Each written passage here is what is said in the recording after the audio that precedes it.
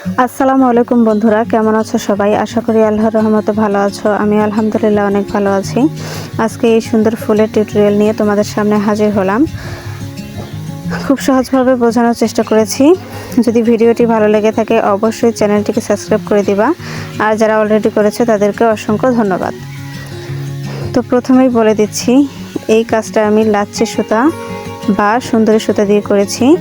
4 তার করে পেঁচিয়ে নিয়েছি এবং হুক ব্যবহার করেছি 1.6 mm হুক। তো প্রথমে হাতে এভাবে পেঁচিয়ে 3টি চেন করে নিব।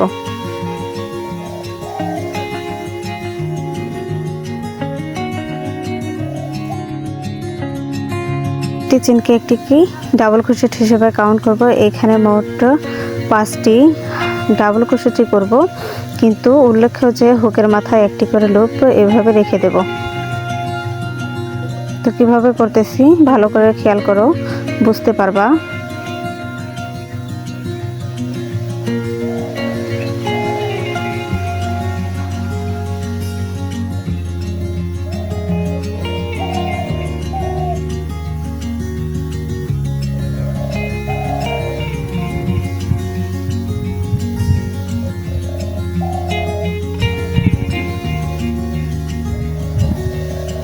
এবার ওই সুতাটা এভাবে সবগুলো লুপের ভিতর দিয়ে বের করে এনে এখানে একটি চেন করে দিব এবং 2টি চেন করব।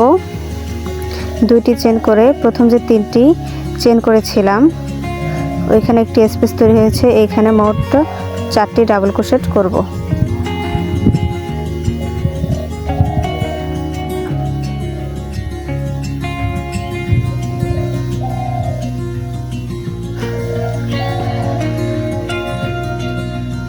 এবং আবারও ওই স্পেসের ভেতরেই মোট 6 বার ডাবল ক্রোশেট করব এবং প্রত্যেকটা ডাবল ক্রোশেটেই কিন্তু একটি করে লুপ আমি হুকের মাথায় এভাবে রেখে দেব।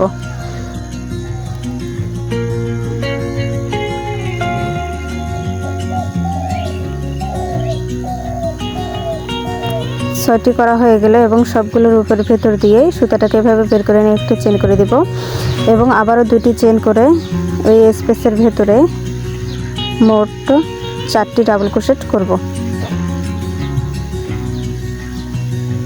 তো মূলত এভাবেই আমি পাপড়িগুলোর কাজ করেছি।